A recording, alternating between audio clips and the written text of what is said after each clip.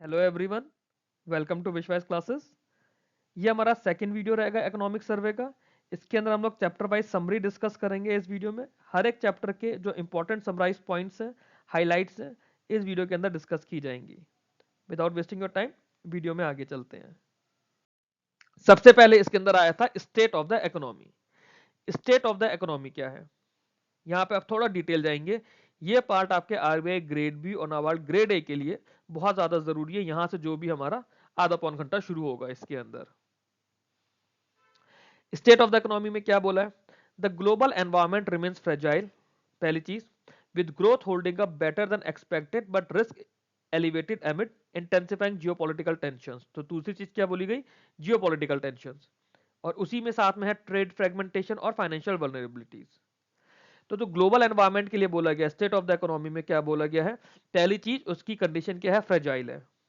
ठीक है, अब जो फ्रेजाइल है तो उसमें ग्रोथ रुक रही है, मतलब ग्रोथ हो रही है बट जैसी एक्सपेक्टेड है वैसी नहीं हो रही है। रीजन बीइंग, हमारे पास तीन बड़े रीजन दिए गए हैं। जो ग्लोबल मतलब ग्लोबली एनवायरनमेंट में जो उसकी कंडीशन फ्रेजाइल बताई गई, उसके तीन बड़े रीजन दिए गए हैं। क्या क्या? जियोपॉलिटिकल टेंशंस, जो अभी आप देख ही रहे हैं, न्यूज अगर आप लोग पढ़ेंगे, शॉर्ट्स वगैरह में भी ऐसी न्यूज आती रहती है, इंस्टाग्राम फेसबुक पे भी आपको मिलती रहेंगी। जियोपॉलिटिकल टेंशंस, ट्रेड फ्रेगमेंटेशन और फाइनेंशियल वल्नरेबिलिटीज, तीन चीजें दी गई हैं जिसकी वजह से global environment is fragile. Exam में क्या क्वेश्चन आ सकता है? एग्जाम में इसके साथ में कोई दो ऑप्शन और आ सकते हैं और आपसे पूछा जाएगा कि कौन कौन से ऑप्शन सही हैं, है ना। आपसे डायरेक्टली पूछा जाएगा कि ग्लोबल एनवायरनमेंट इज फ्रेजाइल, तो उसके लिए रीजंस क्या क्या बताए गए हैं। तो ये तीन रीजंस हमारे पास हैं: intensifying geopolitical tensions, trade fragmentation और फाइनेंशियल वल्नरेबिलिटीज। फिर उसके बाद क्या बोला गया? अब इस सब की वजह से इंडिया की परफॉर्मेंस अलग अच्छी आ रही है। India performance stands out एमिड this backdrop. ये जो हमारा ग्लोबल एनवायरनमेंट का बैकड्रॉप है, तो इस बैकड्रॉप में क्या हो रहा है? इंडिया स्टैंड आउट हो गया। जो एडवांस एस्टिमेट्स बताए गए वो भी हमने पीछे पढ़ा, रियल जीडीपी और जीवीए का 7.4% और 7.3% हमने पीछे हाइलाइट्स में भी पढ़ा था, है ना। तो इसमें भी इंडिया हमारा फास्टेस्ट ग्रोइंग मेजर इकोनॉमी है फॉर द 4 कॉन्जिक्यूटिव ईयर। जो प्राइवेट फाइनल कंजम्पशन एक्सपेंडिचर हुआ है, प्राइवेट फाइनल कंजम्पशन एक्सपेंडिचर, ठीक है, हम कंजम्पशन एक्सपेंडिचर की बात कर रहे हैं, 7% ग्रो हुआ है फाइनेंशियल ईयर 2026 में। 7.0%। तो जीडीपी का 61.5% हो गया है प्राइवेट फाइनल कंजम्पशन, हाईएस्ट है 2012 के बाद से। ठीक है, फाइनेंशियल ईयर 23 में भी 61.5% शेयर इसका रिकॉर्ड किया गया था। आपसे इकोनॉमिक सर्वे के डायरेक्टली 4-5 पॉइंट्स देकर पूछ सकता है कि कौन कौन से पॉइंट सही है, कौन कौन से पॉइंट्स गलत है। अब इस ग्रोथ को सपोर्ट कैसे किया गया है? लो इन्फ्लेशन से, स्टेबल एम्प्लॉयमेंट से और रियल परचेजिंग पावर को इंक्रीज करके। तो ये जो पॉइंट्स है ना कि किन किन चीजों से उसे सपोर्ट किया गया है, क्या क्या उसके रीजंस हैं। जैसे फर्स्ट पॉइंट में हमने रीजन देखे क्या है, यहाँ पे हम देख रहे हैं कि क्या रीजंस हैं इसके कि हमारा प्राइवेट फाइनल कंजम्पशन इतना अच्छा इंक्रीज हुआ है। तो reason is low inflation, stable employment, increasing real purchasing power. ये कीवर्ड्स हैं जो आप लोगों को याद रखने हैं। आप लोग अगर इन कीवर्ड्स को पॉइंट बनाकर भी लिख लेंगे ना, बाकी आप इस पीडीएफ से रिवाइज कर लेंगे। आप में से जो लोग अफोर्ड कर सकते हैं उनके लिए सबसे अच्छा है कि इस पीडीएफ को जब मैं आप लोगों के साथ शेयर करूंगा, इसका आप प्रिंट ले लें, वन साइड प्रिंट, और उस प्रिंट पे आप इन कीवर्ड्स को अंडरलाइन करके जो दूसरी साइड का ब्लैंक साइड होगी वहां पे आप इन्हें लिखते जाएं। Strong agriculture performance has bolstered rural consumption. ठीक है, रूरल कंजम्पशन किससे हमारी इंक्रीज हुई है? एग्रीकल्चर परफॉर्मेंस की वजह से। While improvement in urban consumption aided by tax rationalisation indicate broad based demand momentum. मतलब हम लोगों ने दो चीजें करी हैं इसके अंदर। जो हमारी डिमांड बढ़ी है वो हमारी कैसे बढ़ी, नहीं सॉरी, जो कंजम्पशन बढ़ा है वो कैसे बढ़ा है? अर्बन एरियाज का कंजम्पशन बढ़ा है क्योंकि हम लोगों ने टैक्स का रैशनलाइजेशन करा है। ठीक है, रूरल एरियाज का हमारा कंजम्पशन बढ़ा है क्योंकि हमारी एग्रीकल्चर परफॉर्मेंस बहुत ज्यादा अच्छी रही है। एग्रीकल्चर परफॉर्मेंस अच्छी रहेगी तो रूरल एरियाज के लोगों के पास पैसा आएगा, पैसा आएगा तो चीजों का कंजम्पशन बढ़ेगा। क्लियर? अगला पॉइंट देखते हैं। Investment activity strengthen in financial year 2026। ठीक है, हमारी फाइनेंशियल ईयर 2026 की इन्वेस्टमेंट एक्टिविटी बढ़ी है। अब सीधी बात है, कितनी बढ़ी है और क्यों बढ़ी है? हर पॉइंट पे हमें कितना हुआ है, क्यों हुआ है, ये समझने की कोशिश करनी है अपने इसमें। ग्रॉस फिक्स्ड कैपिटल फॉर्मेशन जो ग्रोथ हुई है 7.8% हुई है। Gross fixed capital formation growing by 7.8%, और उसका शेयर जो है जीडीपी का 30% स्टेडी चल रहा है। तो जो इन्वेस्टमेंट एक्टिविटी की हम लोग बात कर रहे हैं, जो कैपिटल फॉर्मेशन हम लोगों ने करा है ग्रॉस फिक्स्ड कैपिटल फॉर्मेशन आप जब भी कुछ इन्वेस्ट करते हो, चाहे प्रॉपर्टी में कर रहे हो, स्टॉक मार्केट में कर रहे हो, कहीं भी कर रहे हो, वो आपकी कैपिटल बनाती है। जब भी आपके एसेट्स बनते हैं, उस एसेट्स पे आपका कैपिटल जनरेट होता है। तो वो 7.8% हो गया, और जीडीपी में उसका शेयर कितना रह गया, 30% रह गया। अब ये मोमेंटम हुआ क्यों है, किस वजह से हुआ है? सस्टेन्ड पब्लिक कैपिटल एक्सपेंडिचर की वजह से and revival in private investment activity की वजह से। दो चीजों की वजह से हमारा इन्वेस्टमेंट एक्टिविटी स्ट्रेंथन हुई है। क्या क्या? सस्टेन्ड पब्लिक कैपिटल एक्सपेंडिचर और revival in private investment activity. अब ये जितने भी लाइन है, मैं कोशिश ये करूंगा कि आपको जब डिटेल्ड इकोनॉमिक सर्वे अलग से पढ़ाएंगे ना चैप्टर वाइज, उसको हम चैप्टर वाइज ना करा के हर एक हाईलाइटेड पॉइंट पे डिस्क्रिप्टिव आंसर प्रोवाइड करूं मैं। तो इकोनॉमिक सर्वे पे जितने भी मेरे नजर में इंपॉर्टेंट पॉइंट्स आएंगे, अप्रोक्सीमेटली 30 के करीब मैं डिस्क्रिप्टिव आंसर्स आप लोगों को प्रोवाइड करूंगा। उन डिस्क्रिप्टिव आंसर्स में, क्योंकि एग्जाम में डिस्क्रिप्टिव आंसर भी लिखने के लिए आएगा, उसमें ईएसआई के सेक्शन में आप पे डिस्क्रिप्टिव आंसर आ सकता है इकोनॉमिक सर्वे का पार्ट, या तो उसमें स्कीम्स की एनालिसिस होती है, या फिर करंट अफेयर का कोई पार्ट होता है, या इकोनॉमिक सर्वे से भी बन सकता है, इकोनॉमिक सर्वे या बजट में से। तो वहां पे हम इसके डिस्क्रिप्टिव के थ्रू से कवर करने की कोशिश भी करेंगे। सप्लाई साइड में बात करें, supply side remain for the main driver of growth. ठीक है, तो सप्लाई साइड है हमारा मेन ड्राइवर फॉर ग्रोथ रहा है। फाइनेंशियल ईयर 26 के अंदर जो फर्स्ट हाफ था, उसमें जीवीए के अंदर 9.3% इंक्रीज हुआ है सर्विसेज में। ठीक है, और पूरे फिजिकल ईयर का 9.1% हमने माना है। तो इन्वेस्टमेंट एक्टिविटी में कितना ग्रोथ हुआ है? 7.8%। अगर सप्लाई साइड पे बात करें तो सर्विसेज हमारा मेन ग्रोथ रहा है। सर्विसेज में बोला गया है कि जो जीवीए ऐड हुआ है सर्विसेज का first half of financial year 26 का 9.3% रहा है, और पूरा फाइनेंशियल ईयर 26 की जो एस्टिमेटेड वैल्यू है, वैल्यू एस्टिमेटेड क्यों है? क्योंकि ये तो हमारा आगे 28 जनवरी को साल हमारा खत्म होने के लिए अभी 2 महीने 3 दिन और बचे हैं, 31 मार्च को साल खत्म होगा। तो एस्टिमेटेड 9.1% ग्रोथ मानी गई है। अब इस ट्रेंड का क्या मतलब हुआ? It means it's a broad based expansion across the sector. ठीक है, it's a broad based expansion across the sector.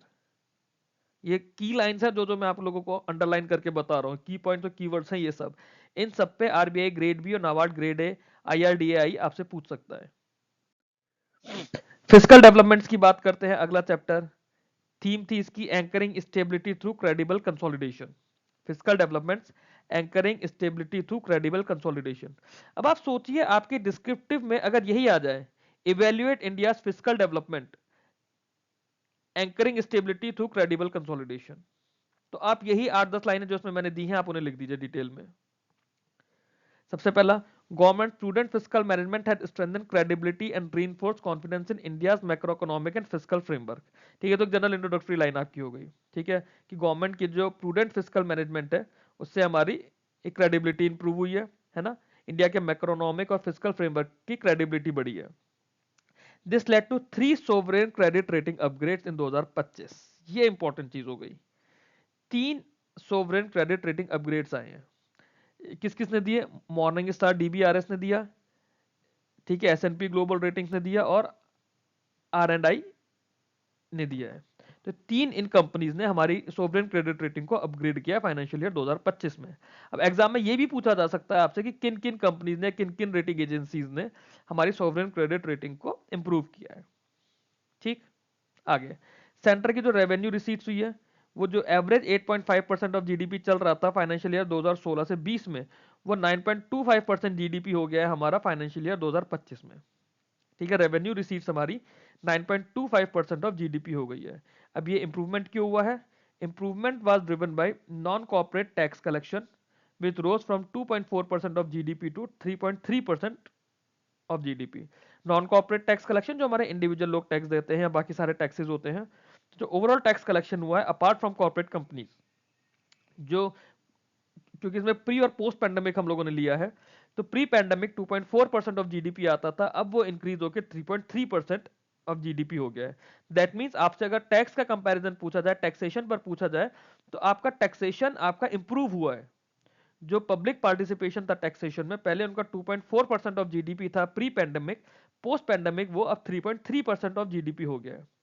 जो डायरेक्ट टैक्स बेस हुआ है, ठीक है। इनकम टैक्स रिटर्न्स जो हमारे फाइल होते थे फाइनेंशियल ईयर 2022 में 6.9 करोड़ थे, अब फाइनेंशियल ईयर 2025 में 9.2 करोड़ हो गया।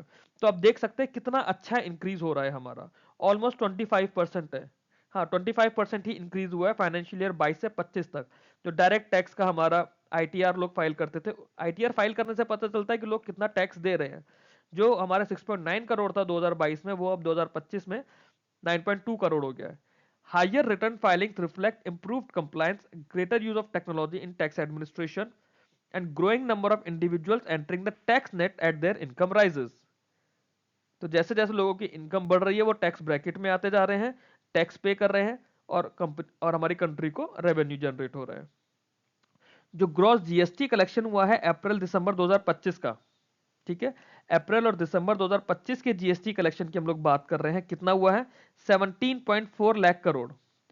जो ईयर ऑन ईयर ग्रोथ हुई पिछले साल दिसंबर 2024 की और इस बार दिसंबर 2025 की, दैट इज 6.7%। 6.7% ग्रोथ इसमें रजिस्टर की गई है अप्रैल दिसंबर 2025 में, जो कि बढ़कर हो गया 17.4 लाख करोड़। तो हमारा जीएसटी रेवेन्यू में ग्रोथ क्या आया है, it is broadly aligned with prevailing nominal GDP growth conditions, ठीक है, जो हमारी नॉर्मल जीडीपी ग्रोथ कंडीशंस है उसकी वजह से। इसके अलावा high frequency indicator suggest robust transaction volumes with cumulative E way bill volume during April December 2025, ठीक है, जो कि 21% ग्रोथ हुई है। तो जीएसटी के लिए हमने कुछ एडिशनली नहीं करा, जो हमारी नॉर्मल जीडीपी मतलब जो हुई है ना, ये हमारी नॉर्मल कंडीशंस के अंदर ही हमारी ग्रो हुई है, इसके लिए कुछ अलग से नहीं है। हाउएवर हाई फ्रीक्वेंसी इंडिकेटर्स जो इसके अंदर हमारे आए हैं वो क्यों आए हैं, क्योंकि हमारे क्यूमुलेटिव ई विल वॉल्यूम जो है वो काफी अच्छे से ग्रो हुआ है, 21% ग्रो हुआ है अप्रैल से दिसंबर 2025 तक। ये हर एक लाइन आप लोगों को याद होनी चाहिए। याद कैसे होगी, आप जब इसको खुद से लिख लेंगे एक बार वीडियो के साथ अंडरलाइन करके प्रिंट लेकर, 2-3 बार वीडियो देख के आप लोग खुद से रीड कर लेंगे जो आपका लिखा हुआ है उसे, और आपको ये चीजें याद होने लग जाएंगी। ऐसा नहीं है कि एक बार में या 2 बार में आपको समझ आ जाएगा, it is going to take time. जो आप में से कॉमर्स बैकग्राउंड के बच्चे हैं आप लोगों के लिए ईजी रहेगा, नॉन कॉमर्स वाले बच्चों को थोड़ा सा मुश्किल आएगा, they will take some time, but हो जाएगा। Effective capital expenditure central government का कितना हो गया, 2.7% ऑफ जीडीपी, ठीक है, rose from an average, sorry ये हमारा प्री पैंडमिक था। जो इफेक्टिव कैपिटल एक्सपेंडिचर था सेंट्रल गवर्नमेंट का प्री पैंडमिक 2.7% था, जो कि अब बढ़कर 3.9% हो गया है। और फाइनेंशियल ईयर 2025 तक अगर हम बात करें तो वो हमारा 4% है, ठीक है। इसके अलावा स्पेशल असिस्टेंस दिया गया है स्टेट्स को फॉर कैपिटल एक्सपेंडिचर, ठीक है, special assistance to states for capital expenditure SASCI। आपसे फुल फॉर्म पूछी जा सकती है SASCI क्या होती है। Centre has incentivised states to maintain capital spending at around 2.4% of GDP in financial year 2025। तो स्पेशल असिस्टेंस सेंट्रल गवर्नमेंट ने दी है स्टेट्स को कि आप अगर अपना कैपिटल एक्सपेंडिचर जीडीपी का 2.4% तक रखेंगे तो आपको इंसेंटिव्स मिलेंगे अलग अलग तरीके से।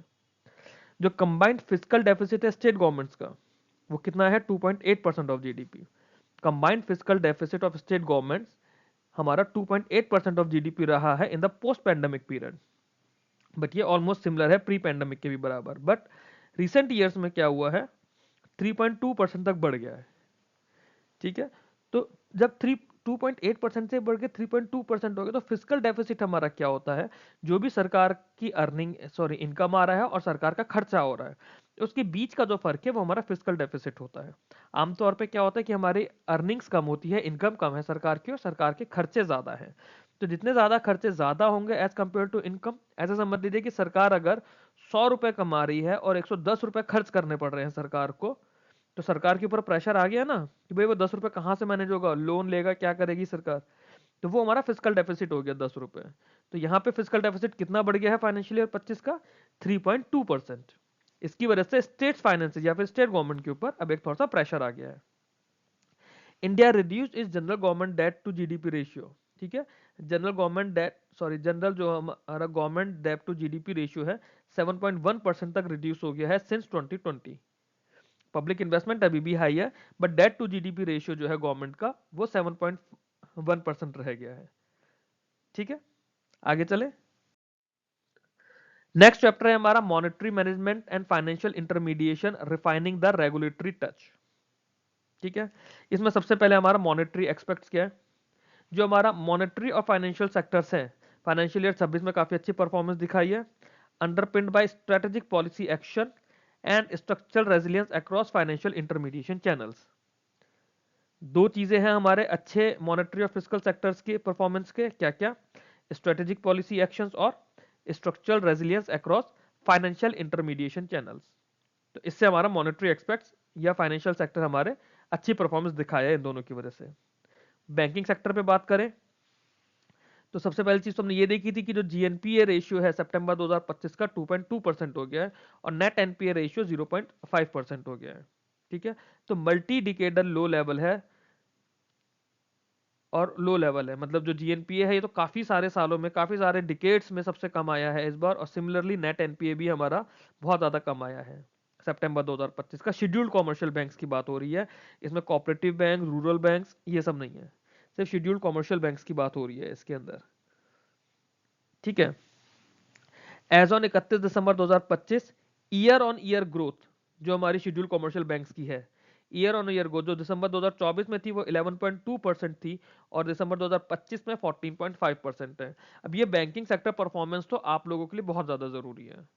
जो रीसेंट ट्रेंड्स या रीसेंट डेवलपमेंट है हमारी बैंकिंग के आरबीआई ग्रेड बी के सिलेबस में, वो यही है, यही हमारा रीसेंट डेवलपमेंट आ रहा है। क्या आया है कि हमारा ग्रॉस एनपीए मल्टी डिकेडल लो हो गया है, नेट एनपीए रेशियो इतना ज्यादा कम हो गया है, ईयर ऑन ईयर ग्रोथ हमारी दिसंबर की फिगर्स की हम बात कर रहे हैं कि 14.5% हो गई है बढ़ के, जो कि एक साल पहले 11.2% थी। ठीक, फाइनेंशियल इंक्लूजन की बात करें, फाइनेंशियल इंक्लूजन आपके हर एग्जाम का पार्ट है, नाबार्ड डेवलपमेंट असिस्टेंट में भी इससे सवाल आएगा, नाबार्ड ग्रेड ए में भी आएगा, आरबीआई असिस्टेंट में भी आएगा, आरबीआई ग्रेड बी में भी आएगा, बाकी सारे एग्जाम्स में भी आएगा। क्या क्या, जो प्रधानमंत्री जनधन योजना है 2024 में लॉन्च, सॉरी 14 में लॉन्च हुई थी, 55.02 करोड़ अकाउंट ओपन हुए हैं, हमने पीछे पढ़ा था हाइलाइट्स में, इसमें से 36.63 रूरल और सेमी अर्बन एरियाज हैं। ठीक है, स्टैंड अप इंडिया स्कीम आई थी, स्टैंड अप इंडिया स्कीम ने बैंक लोन ऑफर करे हैं 10 लाख से 1 करोड़ तक के SC ST and women entrepreneurs के लिए फॉर एस्टेब्लिशिंग ग्रीनफील्ड एंटरप्राइजेस। जो मेरा पिछला वीडियो है banking schemes, sorry government schemes का, उसमें मैंने बताया है कि ग्रीनफील्ड एंटरप्राइजेस क्या होती हैं। जो आप पहली बार कोई एंटरप्राइज लगा रहे हो वो हमारी ग्रीनफील्ड एंटरप्राइज होती है। 10 लाख से 1 करोड़ रुपए तक का इन्वेस्टमेंट दिया गया है। स्वानिधि स्कीम है प्रधानमंत्री स्ट्रीट वेंडर आत्मनिर्भर स्कीम्स। ठीक है, ये कोलेटरल फ्री लोन दे रही थी, वर्किंग कैपिटल लोन दे रही थी स्ट्रीट वेंडर्स को। ये सारी स्कीम्स आपकी वो हो गई हैं जो न्यूज में आई हैं। फाइनेंशियल इंक्लूजन अगर आपको लिखने के लिए आता है, डिस्क्रिप्टिव का आपका पार्ट बनेगा, आपको ये सारी स्कीम और ये चारों पांचों पॉइंट्स आपको एज इट इज अपने आंसर में इंक्लूड करने पड़ेंगे। प्रधानमंत्री मुद्रा योजना के बारे में हम बताएंगे कि जो एमएसएमई सेक्टर के लिए होता है। ठीक है, अक्टूबर 2025 तक का डेटा है कि स्कीम में 36.18 लाख करोड़ रुपीस सैंक्शन करे हैं और 55.45 करोड़ लोन अकाउंट्स हैं।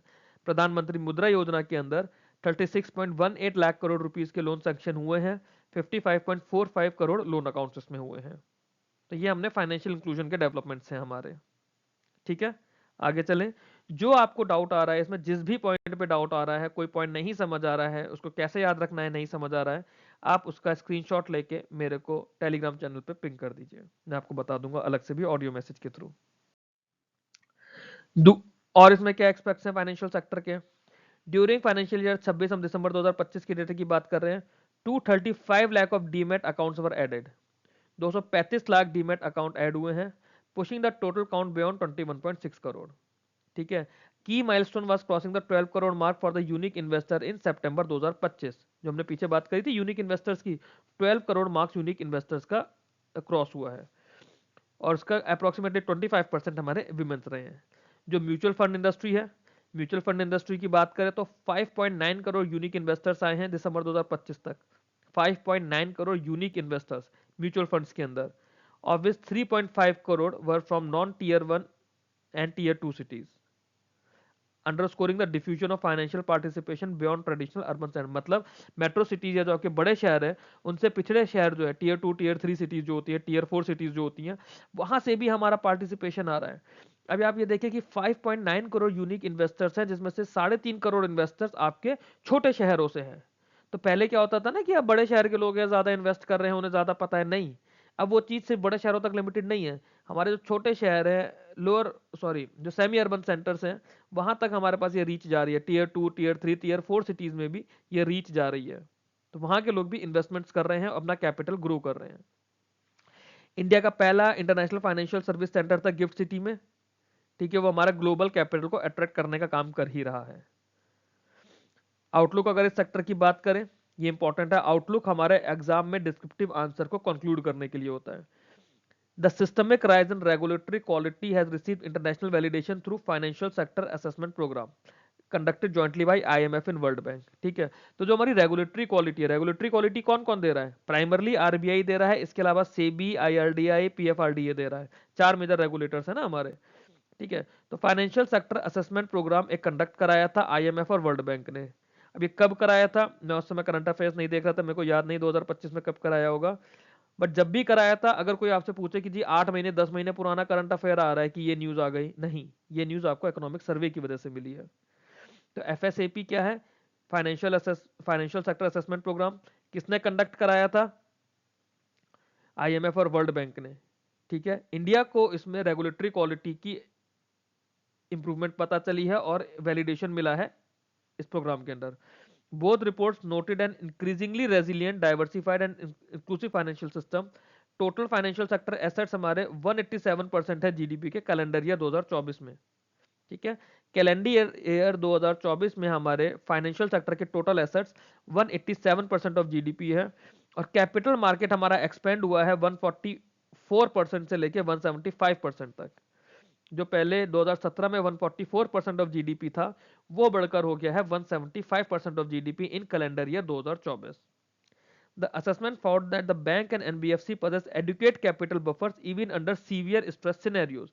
तो ये बहुत इंपॉर्टेंट चीज हो गई कि हमारे पास एडुकेट कैपिटल बफर्स है। आप जब लिखोगे अपने डिस्क्रिप्टिव एग्जाम में आपके इंडियन बैंकिंग के या फिर एनबीएफसी के प्रेजेंस के बारे में, उसका इंडिया में उसका इंपॉर्टेंस के बारे में, तो वहां पे आप ये मेंशन करोगे कि इकोनॉमिक सर्वे में ये पॉइंट हाईलाइट किया गया कि असेसमेंट जो हुआ था अंडर एफएसएपी प्रोग्राम, उसमें बैंक और एनबीएफसी के पास एडुकेट कैपिटल बफर्स है even under severe stress scenarios.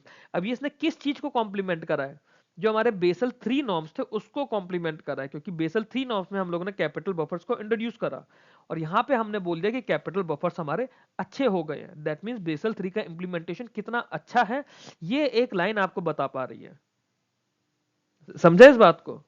Exam में जब आपसे डायरेक्टली पूछा जाएगा कि इंडिया में बेसल 3 क्या है, उसके बारे में आप बताओ, तो आप पूरा बेसल 3 बताते हुए आप एक ही लाइन लास्ट में चेप दोगे अपने डिस्क्रिप्टिव आंसर में, और इस एक लाइन की वजह से जो भी आपका सिस्टम जनरेटेड आंसर है उसे भी पता हो जाएगा कि हाँ आपके आंसर की क्वालिटी कितनी अच्छी है। ठीक है, आगे चलते हैं।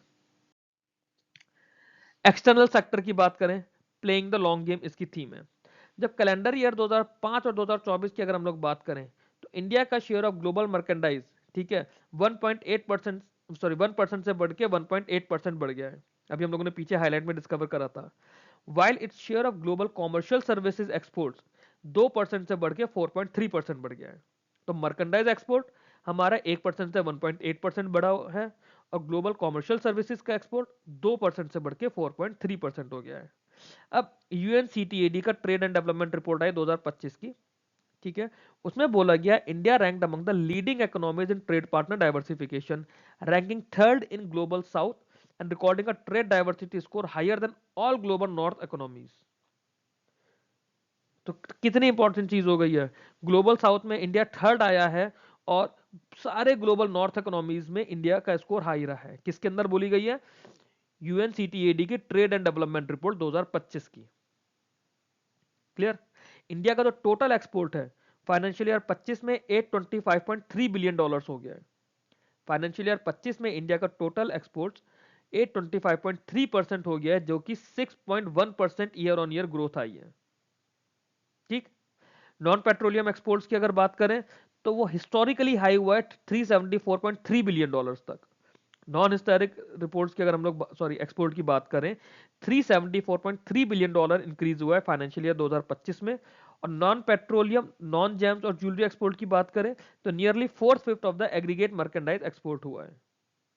ठीक है, non petroleum, non James and jewellery exports की अगर हम लोग बात करें, वो हमारा मर्केंडाइज एक्सपोर्ट का 4/5 हुआ है। ये हर एक point as it is PIB की वेबसाइट पर इकोनॉमिक सर्वे वाले दिन अपलोड की गई है। इससे ज्यादा सही डेटा आपको और कहीं नहीं मिल सकता। ठीक है, आगे चलते हैं। जो हमारा सर्विसेज एक्सपोर्ट हुआ है, हमने पीछे भी पढ़ा था, $387.6 बिलियन का सर्विसेज एक्सपोर्ट हुआ है, जो कि 13.6% ग्रोथ रजिस्टर की गई है। जब इतना अच्छा हमारा ग्रो हो रहा है, that means India position as global hub for technology and business services और अच्छी है। हमारे पास एफडीआई के लिए काफी अच्छे एवेन्यूज हैं। वही एवेन्यूज को हम लोग इस तरह से शो कर रहे हैं। हम जितनी ज्यादा सर्विसेज बाहर एक्सपोर्ट कर रहे हैं, इट मीन्स हमारे पास बाहर की कंपनीज इन्वेस्ट कर रही हैं, हमारी सर्विसेज ले रही हैं, तभी हम वो सर्विसेज का एक्सपोर्ट कर पा रहे हैं। ठीक है, आगे चलते हैं। इंडिया का करंट अकाउंट डेफिसिट जो है वो यूजुअली मॉडरेट ही चलता आ रहा है ना। हमारे पास इनफ्लोज हमारे पास काफी अच्छे रहे हैं, इसलिए बहुत ज्यादा बड़ा नहीं है। Supported by strong net inflows from services exports and remittances that offset the merchandise trade deficit. ठीक है, Q2 ऑफ फाइनेंशियल ईयर 2026 में जो इंडिया का सीएडी रहा है, करंट अकाउंट डेफिसिट, वो अप्रोक्सीमेटली 1.3% ऑफ जीडीपी रहा है। तो काफी सारी मेजर इकोनॉमिक्स के कंपैरेटिवली हमारी कंडीशन अच्छी चल रही है। इंडिया वर्ल्ड का लार्जेस्ट रेसिपेंट ऑफ रेमिटेंस रहा है कि इनफ्लोज हमारे 135.4 बिलियन यूएस डॉलर्स हो गए फाइनेंशियल ईयर 25 में। इसका मतलब हमारा जो एक्सटर्नल अकाउंट है वो हमारा काफी ज्यादा स्टेबल चल रहा है। ये एक्सटर्नल अकाउंट क्या होता है, करंट अकाउंट डेफिसिट क्या होता है, ये सब डिटेल्ड में जब आरबीआई ग्रेड बी के लिए हम लोग इकोनॉमिक सोशल इश्यूज का स्टैटिक पार्ट करेंगे, उसमें चैप्टर आएगा बैलेंस ऑफ पेमेंट, वहां पे हम इस सारे डेटा को दोबारा पढ़ेंगे। उस चैप्टर के साथ में हम अलग से इस डेटा को डायरेक्टली लिंक करेंगे topic by topic. Share of remittance from advanced economies increased, reflecting a growing contribution from skilled and professional workers. Advance economy से जो हमारा रेमिटेंस आ रहा है वो बढ़ रहा है। ठीक है, क्यों? क्योंकि वहां के लोग हमें ज्यादा अच्छे से रेमिटेंस कर पा रहे हैं। वो कौन लोग हैं? जो हमारे स्किल्ड और प्रोफेशनल वर्कर्स बाहर जाके काम कर रहे हैं या बाहर से उनका पैसा आ रहा है। इंडिया का फॉरेन एक्सचेंज रिजर्व हमने अभी पीछे पढ़ा था, 16 जनवरी 2026 का $701.4 बिलियन हो गया है। ठीक है, जिसने हमें 11 महीने का इंपोर्ट कवर और 94% of external debt already cover कर रहा है। दैट मीन्स हम ऑलरेडी किसी एक्सटर्नल वॉलेटिलिटी के लिए हम रेजिलियंट है, हमारी स्ट्रेंथ अच्छी चल रही है। ठीक है, अब जब ग्लोबली इन्वेस्टमेंट एनवायरमेंट हमारा खराब हो रहा है, इंडिया ने उसमें भी हमारा एफडीआई अच्छे से किया है। हमारा एफडीआई कितना इनफ्लो हुआ है अप्रैल नवंबर 2025 के बीच में? $64.7 बिलियन का। ग्लोबली एनवायरमेंट तो हमें पता है, जियोपॉलिटिकल टेंशंस कितनी ज्यादा चल रही हैं। इकोनॉमिक स्टेबिलिटी में ही हमने देखा था कि ग्लोबल एनवायरमेंट फ्रेजाइल क्यों है, क्योंकि जियोपॉलिटिकल टेंशन उसका एक बहुत बड़ा रीजन है। उस सब के बीच में भी इंडिया का जो एफडीआई फ्लो हुआ है 64.7 बिलियन यूएस डॉलर्स का हुआ है अप्रैल नवंबर 2025 में। अगर हम ग्रीनफील्ड इन्वेस्टमेंट्स की बात करें, ग्रीनफील्ड इन्वेस्टमेंट की बात करें तो इंडिया की रैंक आई है फोर्थ। ठीक है, 2024 में इंडिया की रैंक आई है fourth with over 1000 projects and emerge as the largest destination for greenfield digital investment between 2020 and 24। Greenfield investment India में फोर्थ नंबर पर आया है, और 2020-24 के बीच में अगर हम बात करें तो लार्जेस्ट डेस्टिनेशन बनकर आया है India for greenfield digital investments. ठीक है, अब आगे चलते हैं इसमें। इन्फ्लेशन की बात करें तो इन्फ्लेशन है हमारा टेम्ड एंड एंकर्ड। इंडिया ने लोएस्ट इन्फ्लेशन रेट देखा है since the beginning of CPI series with April December 2025। ठीक है, इसमें हमारा हेडलाइन इन्फ्लेशन कितना रहा है? 1.7%। तो अब तक हमारा लोएस्ट इन्फ्लेशन रहा है ये। तो टेम्ड है, एंकर्ड है। Moderation in retail inflation can primarily be attributed to the general disinflationary trend in food and fuel prices, which together account for 52.7% of India's CPI basket. मतलब जो ये इन्फ्लेशन इतना मॉडरेट रहा है, इतना कम रहा है, ये क्यों रहा है? क्योंकि हमारे फूड एंड फ्यूल प्राइसेस हमारे डिसइंफ्लेशन के अंदर रहे हैं। ठीक है, डिसइंफ्लेशनरी ट्रेंड मिला है फूड एंड फ्यूल प्राइसेस में, जो कि इंडिया का सीपीआई बास्केट का 52.7% किसके अंदर है? फूड और फ्यूल के अंदर है। जो कंज्यूमर प्राइस इंडेक्स होता है तो उसमें बास्केट्स होती है ना कि क्या क्या प्रोडक्ट्स हैं, तो फूड और फ्यूल प्रोडक्ट्स ही हमारे सीपीआई के अंदर 52.7% कॉन्स्टिट्यूट करते हैं। उसके अंदर डिसइंफ्लेशनरी ट्रेंड देखा गया है, जिसकी वजह से जो हमारा हेडलाइन इन्फ्लेशन है वो 1.7% तक लिमिट रहा है। मेजर अगर हम लोग emerging market and development economies को देखें तो India has recorded one of the sharpest declines in headline inflation. ठीक है, 1.8% पॉइंट्स हमारे कम हुए हैं इन 2025 एज कंपेयर टू 2024। तो काफी ज्यादा शार्प डिक्लाइन हुआ है इन ईएमडीईज। ईएमडीईज होती हैं emerging market and developing economies. ये फुल फॉर्म भी आपको याद रखनी है। दोनों पॉइंट्स आपको इन्फ्लेशन के याद रखने हैं। इन्फ्लेशन से रिलेटेड कुछ भी डिस्क्रिप्टिव आपको एग्जाम में आएगा, आप प्रेजेंट स्टेटस डालेंगे, उसके अंदर एक आपका हेडिंग हो जाएगी प्रेजेंट स्टेटस 2 लाइन की, जिसमें आपको ये दोनों लाइनें लिखनी होंगी। क्लियर? आगे चलते हैं। एग्रीकल्चर एंड फूड मैनेजमेंट, ये नाबार्ड वाले बच्चों के लिए बहुत ज्यादा इंपॉर्टेंट है। 2015 और 2024 के बीच में अगर हम लोग बात करें तो लाइव स्टॉक सेक्टर जो है, ठीक है, लाइव स्टॉक सेक्टर की बात कर रहे हैं, इसमें जीवीए हमारा अप्रोक्सीमेटली 195% बढ़ा है। फिशरी सेक्टर ने भी अच्छा काम करा है कि फिशरीज का प्रोडक्शन हमारा 140% से ज्यादा हुआ है।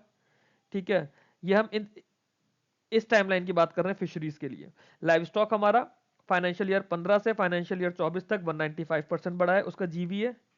और जब फिशरीज सेक्टर की बात करते हैं तो 2014 और 2024 में एज कंपेयर टू पिछला डिकेड, है ना, हमने 2 डिकेड कंपेयर करें, फिश प्रोडक्शन हमारा 140% बढ़ा है। अब हमारे पास अगर अच्छा मानसून सीजन है तो उसमें हमारा फूड ग्रेन प्रोडक्शन भी हमारा बढ़ा है ना, कितना 3577.3 लाख मेट्रिक टन हुआ है। एग्रीकल्चर ईयर 2024-25 में 3577.3 लाख मेट्रिक टन हमारा फूड ग्रेन प्रोडक्शन हुआ है, जो कि कितना इंक्रीज है, 254.3 लाख मेट्रिक टन का इंक्रीज हुआ है। ठीक है, अब इसमें हमने कुछ सीड्स लेकर आए थे, हायर आउटपुट हम लेकर आए हैं राइस, व्हीट, मेज और कोर सीरियल्स का। कोर सीरियल होते हैं हमारा श्री अन्ना। ठीक है, तो इनका आउटपुट हमारा बड़ा है, जिसकी वजह से हमारा ओवरऑल फूड ग्रेन प्रोडक्शन भी बढ़ा है। ये मैंने करंट अफेयर में भी शायद न्यूज कवर करी है आप लोगों के लिए। Despite rising food grain output, horticulture जो है वो हमारा 33% रह गया। ठीक है, मतलब वो भी हमारा एग्रीकल्चर ग्रोथ के लिए इंपॉर्टेंट रहा है। फूड ग्रेन का तो हमारा काफी ज्यादा अच्छा इंक्रीज हुआ है, बट हॉर्टिकल्चर का भी हुआ है। हॉर्टिकल्चर का कितना इंप्रूव हुआ है, 33% हुआ है हॉर्टिकल्चर का। 2024-25 की अगर हम बात कर रहे हैं, हॉर्टिकल्चर प्रोडक्शन हमारा 362.08 मैट्रिक सॉरी 362.08 मिलियन टन हो गया है, surpassing the estimated food grain production at 357.73 metric tonne. Clear? Okay, आगे चलते हैं। To improve efficiency in agriculture marketing and infra, government is implementing AMIs, agriculture marketing infrastructure. ठीक है, ISAM के अंदर एक सब स्कीम है AMI की, और एग्रीकल्चर इन्वेस्टमेंट फंड, दो चीजें गवर्नमेंट ने करने की बात करी है। क्या गवर्नमेंट ने, ठीक है, अब आप ये डायरेक्टली देखिए, आपके एग्रीकल्चर मार्केटिंग में, इंफ्रा में एफिशिएंसी इंप्रूव करने के लिए गवर्नमेंट ने क्या क्या इंप्लीमेंट करने की बात करी है। गवर्नमेंट ने बोला है एग्रीकल्चर मार्केटिंग इंफ्रास्ट्रक्चर लेकर आएंगे और एग्रीकल्चर इंफ्रास्ट्रक्चर फंड बनाएंगे। क्लियर? और इसकी वजह से प्राइवेट सेक्टर का पार्टिसिपेशन भी आएगा।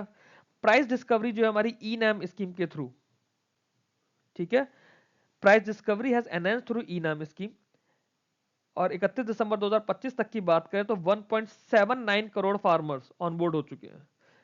1.79 crore farmers, 2.72 crore traders, 4698 FPO, 1522 mandis. ठीक है, ये किसके टर्म्स है, ई नाम के लिए, electronic national agriculture market scheme जो है उसकी प्रोग्रेस है ये कि इसमें 1.79 करोड़ फार्मर्स 31 दिसंबर 2025 तक ऑन बोर्ड हो गए हैं, 2.72 करोड़ ट्रेडर्स हो गए हैं, 4698 एफपीओस हो गए हैं, जो कि ओवरऑल हमारे पास 1522 मंडीज, 23 स्टेट्स और 4 यूटीज को कवर कर रहे हैं। तो ये इंप्लीमेंटेशन प्रोग्रेस है इनाम स्कीम की। इनाम स्कीम अगर आपके पास आती है, एनालिसिस करने के लिए आती है, आपको ये डेटा लिखना जरूरी है। Farmers income are supported through assured MSP for the mandated crops and PM Kisan scheme transfers. ठीक है, तो फार्मर इनकम को हम लोग कैसे सपोर्ट कर रहे हैं, एमएसपी से सपोर्ट कर रहे हैं और पीएम किसान के थ्रू कर रहे हैं।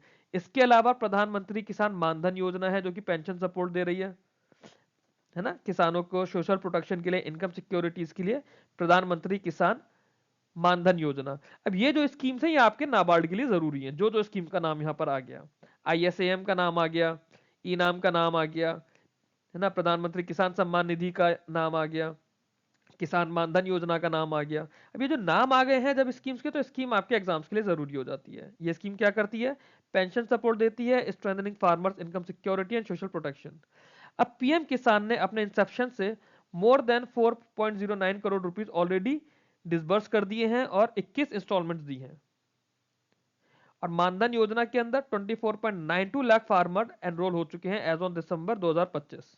ठीक है, किसान सम्मान निधि में 4.09 lakh crore has been disburse, 21 instalments हो गई हैं।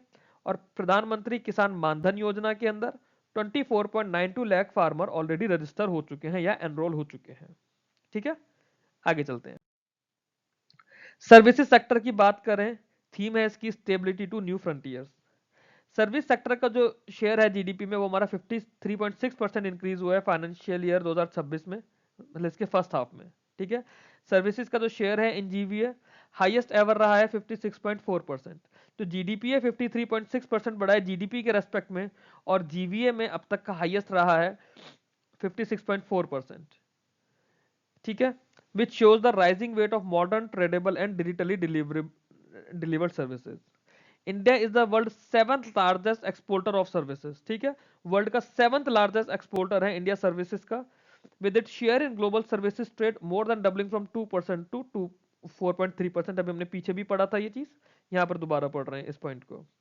Service sector continues to be the largest recipient of FDI, क्योंकि जो फॉरेन कंपनीज हमारे पास इंडिया में आ रही हैं वो हमारा लार्जेस्ट एफडीआई का शेयर बनाती है सर्विसेज सेक्टर के लिए, जो कि एवरेजली 80.2% हमारा टोटल एफडीआई का सर्विस सेक्टर के थ्रू आया है। फाइनेंशियल ईयर 23 से फाइनेंशियल ईयर 25 की बात कर रहे हैं। ठीक है, प्री पेंडेमिक ये वैल्यू 77.7% थी और अब 80.2% हो गई है। ठीक है, आगे चलते हैं। इंडस्ट्रीज की बात करें, industries next leap structural transformation and global integration इसकी थीम रही है चैप्टर की।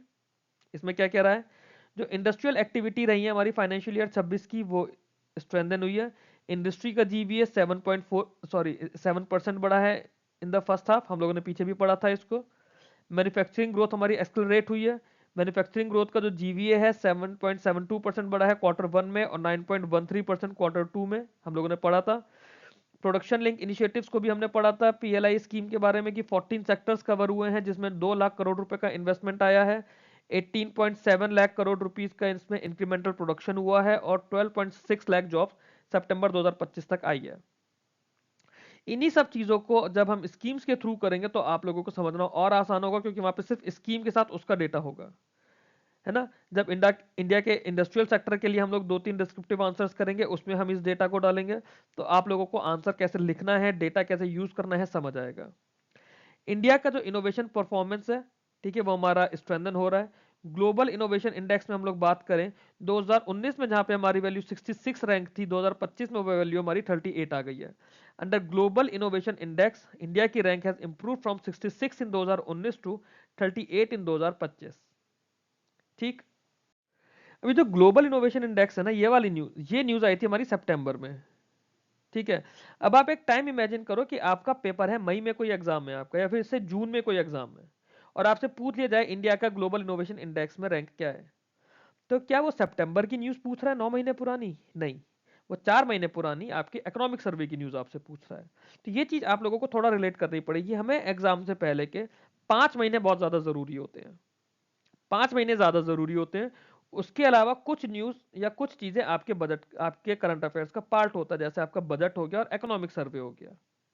ठीक है, इंडिया का सेमीकंडक्टर मिशन, हम लोगों ने इंडिया के सेमीकंडक्टर मिशन के बारे में भी अभी बात करी थी पीछे। ठीक है, हमारे पास 10 सेमीकंडक्टर मैन्युफैक्चरिंग और पैकेजिंग प्रोजेक्ट चल रहे हैं, 6 स्टेट्स इसमें इन्वॉल्व हैं और 1.60 लाख करोड़ का इन्वेस्टमेंट है।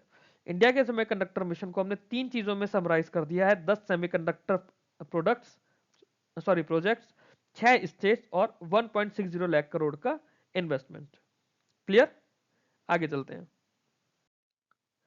इन्वेस्टमेंट एंड इंफ्रास्ट्रक्चर, इसको भी हमने हल्का सा हाइलाइट्स के अंदर पढ़ा था, यहाँ पे कंपैरेटिवली डिटेल में पढ़ेंगे।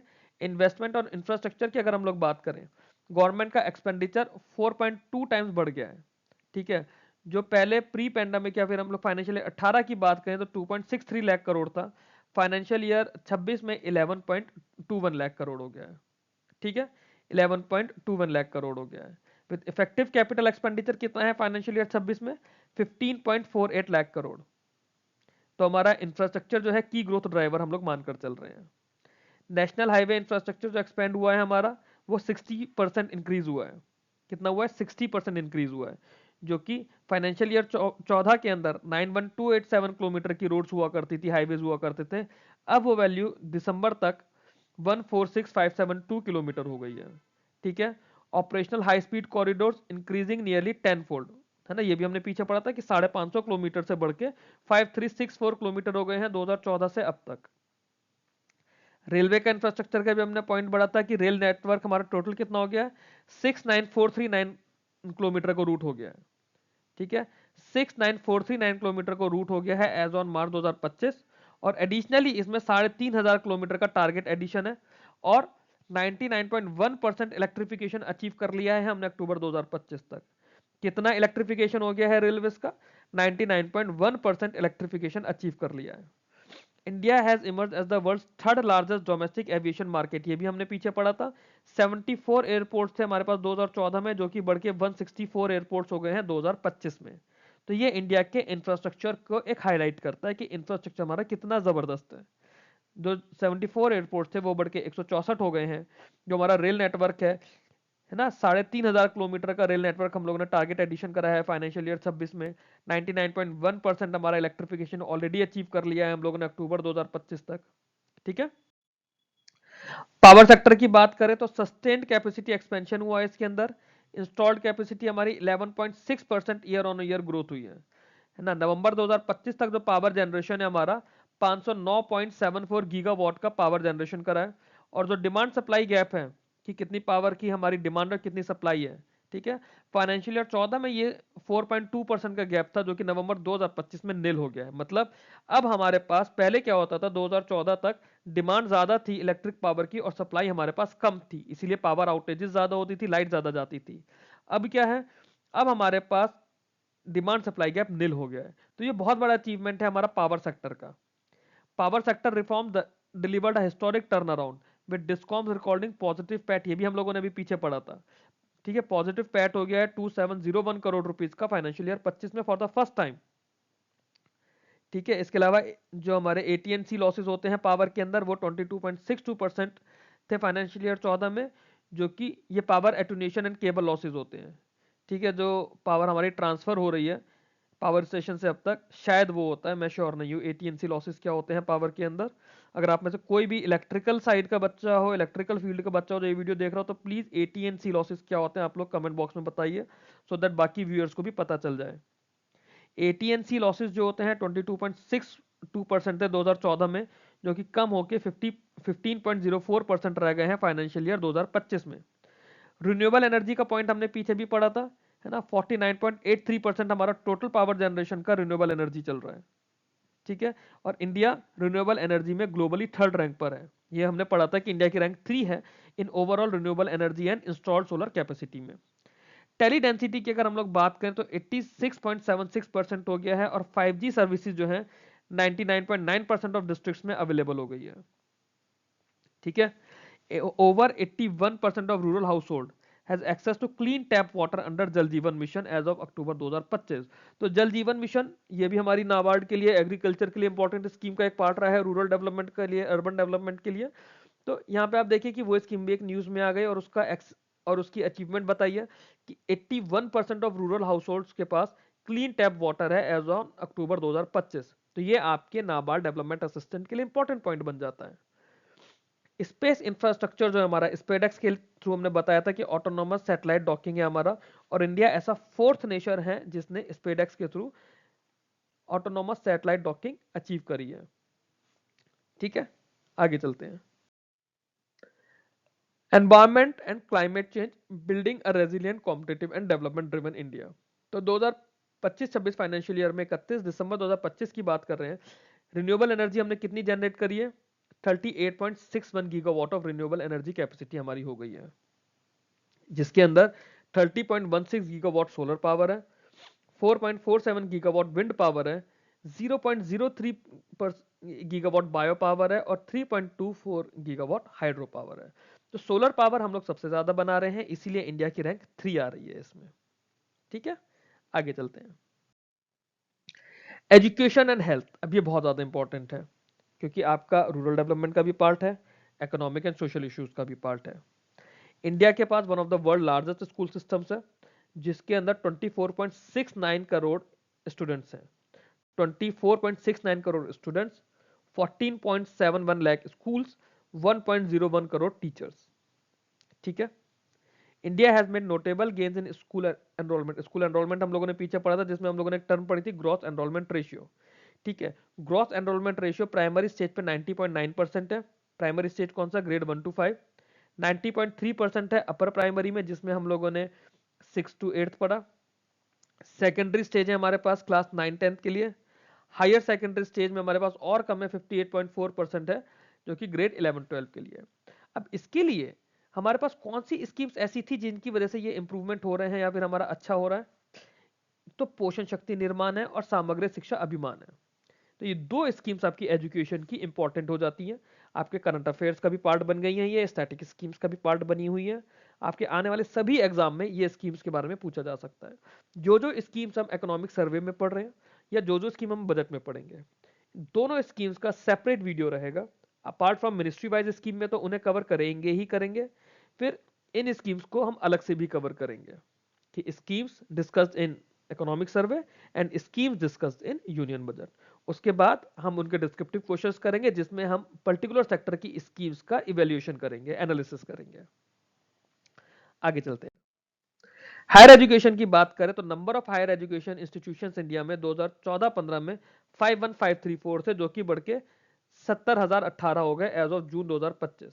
तो हमारे पास मतलब जब नंबर ऑफ इंस्टीट्यूशंस बढ़ रहे हैं, बच्चों के लिए एक्सेस अच्छा हो रहा है। This increase is marked by substantial growth in universities and colleges. Number of premier higher education institutions जो होते हैं वो 2014-15 2024-25 में भी काफी ज्यादा बढ़े। जैसे अभी हम लोगों ने पढ़ा था कि 23 IITs हैं, 21 IIMs हो गए, 20 एम्स हो गए हैं।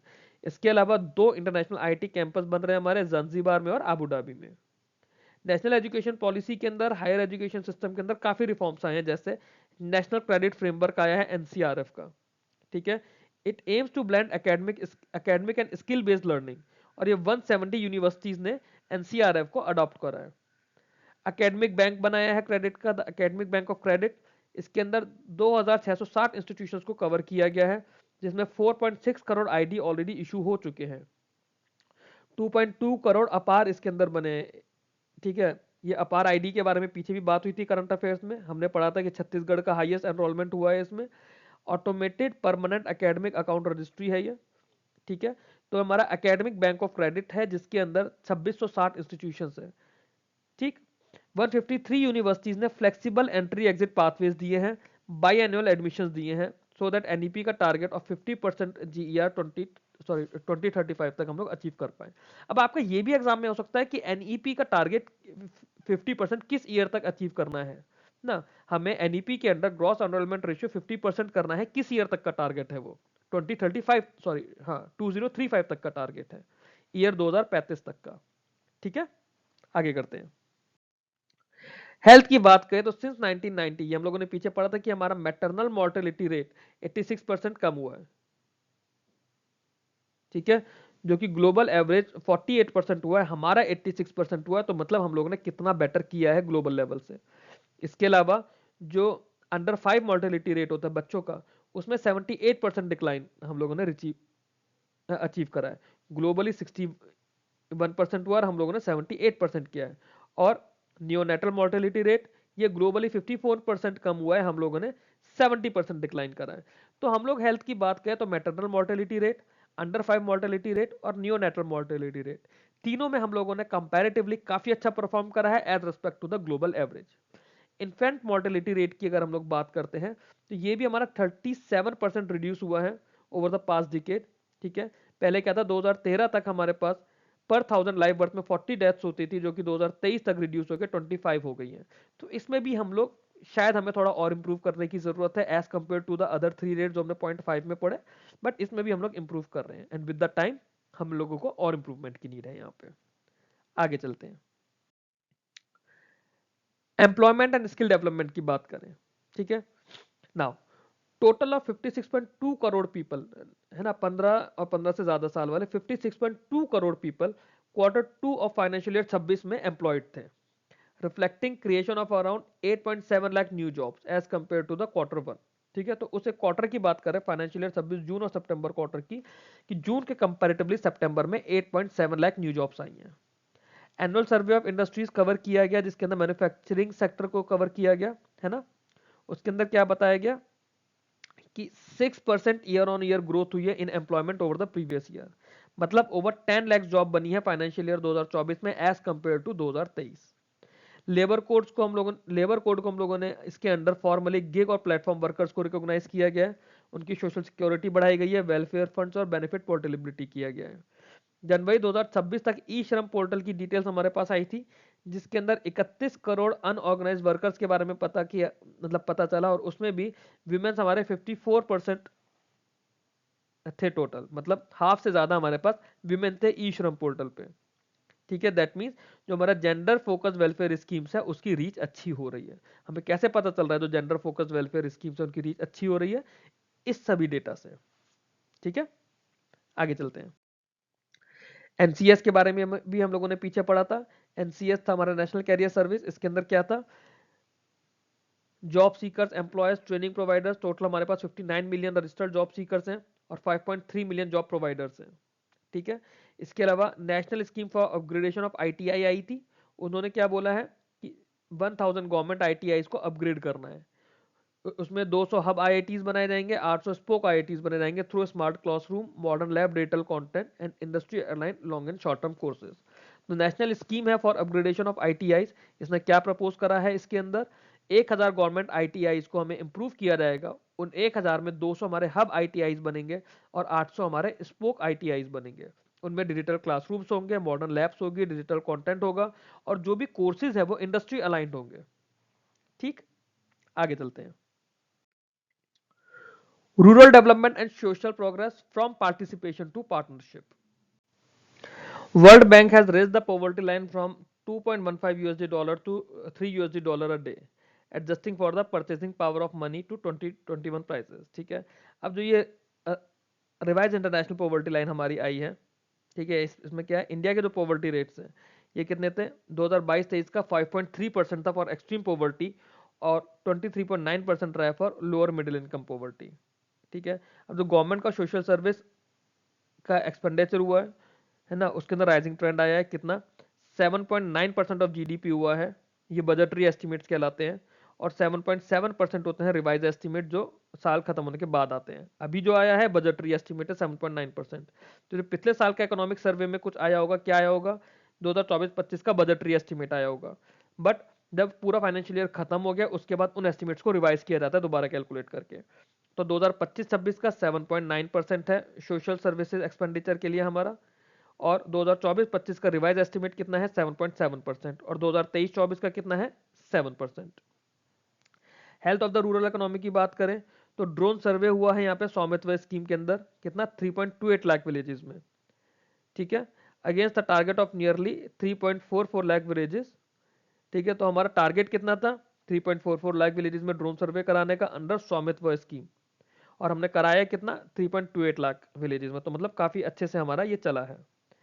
2.76 crore property cards have been prepared for 1.82 lakh villages. ठीक है, 1.82 लाख विलेजेस के अंदर 2.76 करोड़ प्रॉपर्टी कार्ड ऑलरेडी हम लोगों ने प्रिपेयर कर दिए हैं। ये सब स्वामित्व स्कीम के अंदर चल रहा है। इसके अलावा लेड फर्टिलाइजर कंपनीज जो हैं उन्होंने 1094 ड्रोन्स दिए हैं। ठीक है, और किनको दिए हैं? एसएचजी ड्रोन दीदीज को। सेल्फ हेल्प ग्रुप्स थे ड्रोन्स की, उनकी दीदीज थी क्योंकि विमेन लेड होते हैं ज्यादातर। तो 1094 drones have been distributed to SHG drone didis in 2023-24 using their own resources, with 500 of these drones provided under the Namo drone Didi scheme. ठीक है, क्लियर? ये नंबर्स आपको याद रखने हैं, स्कीम्स के नाम याद रखने हैं। स्कीम्स को डिटेल हम लोग सेपरेटली करेंगे। आगे चलते हैं। Evolution of the AI ecosystem in India, the way forward. अभी हमारे फ्यूचर के लिए है। ठीक है, smaller task specific models deployed across sectors allow innovation to diffuse more evenly, reduce entry barrier for firms and better fit the diversity of India's economic landscape। Theoretical है, इसमें कुछ ऐसा समझाने का मुझे लग नहीं रहा। India's demand for AI is emerging from real world problems rather than speculative frontier uses। ये इंपॉर्टेंट है, इंडिया की जो डिमांड एआई की है रियल वर्ल्ड प्रॉब्लम से इमर्ज हो रही है। across healthcare, agriculture, urban management, education, disaster preparedness, and public administration.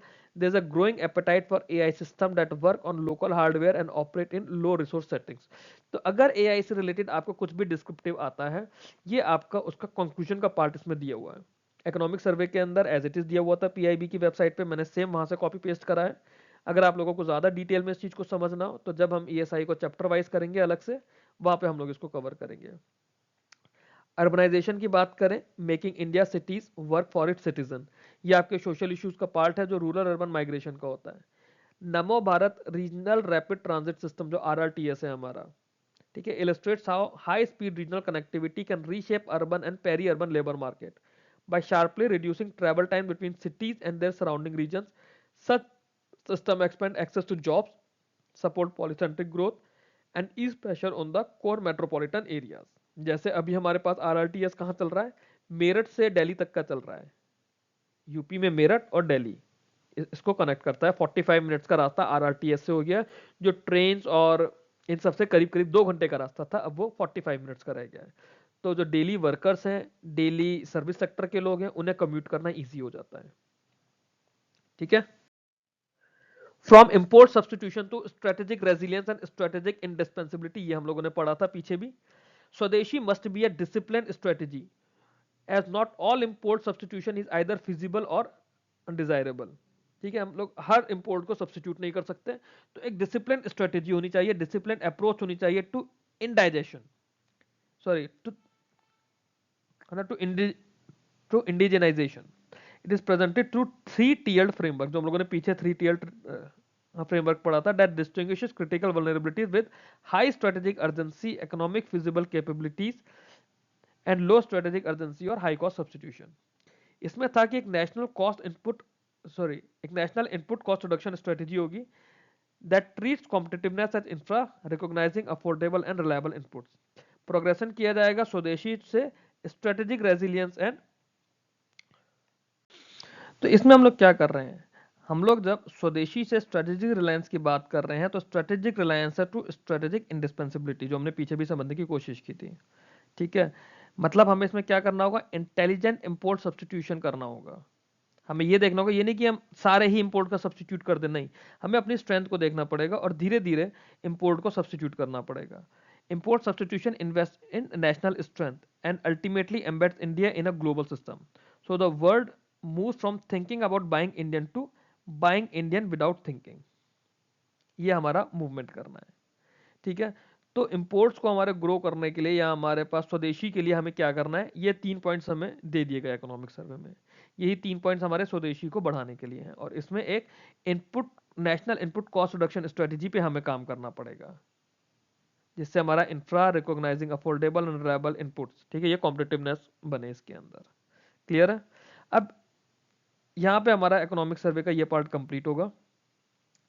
अब इसके अलावा आपके जो भी डाउट्स हैं आप मेरे को रेस्पेक्टिव चैनल और ग्रुप्स में पिंक कर सकते हैं। ये चैनल मेरा है बैंकिंग और इंश्योरेंस एग्जाम्स के लिए, ये ग्रुप का लिंक है मेरा जो आरबीआई असिस्टेंट और नाबार्ड डीए या बाकी बैंकिंग एग्जाम्स के लिए, ये डेडिकेटेड चैनल है आरबीआई ग्रेड बी के लिए, ये मेरा मेन विश्वास का चैनल है जिसके अंदर आप मेरे से आईएलडीआई के लिए या नाबार्ड के लिए भी बात कर सकते हैं। और ये जो इंटरव्यूज़ हैं हमारे, अभी आईबीपीएस आरआरबी के इंटरव्यूज़ हुए हैं, ओआईसी का इंटरव्यू, सॉरी एनआईएससीएल का इंटरव्यू हुआ है, आईबीपीएस पीओ का इंटरव्यू हुआ है, वो डिस्कशन सारे इस ग्रुप में चले हैं और आने वाला एलआईसी डबल एओ का इंटरव्यू भी हम लोग इसी ग्रुप में डिस्कस करेंगे। टिल देन आपके जो भी डाउट्स हैं आप लोग मेरे को टेलीग्राम पर भेजिए। Keep learning, keep growing.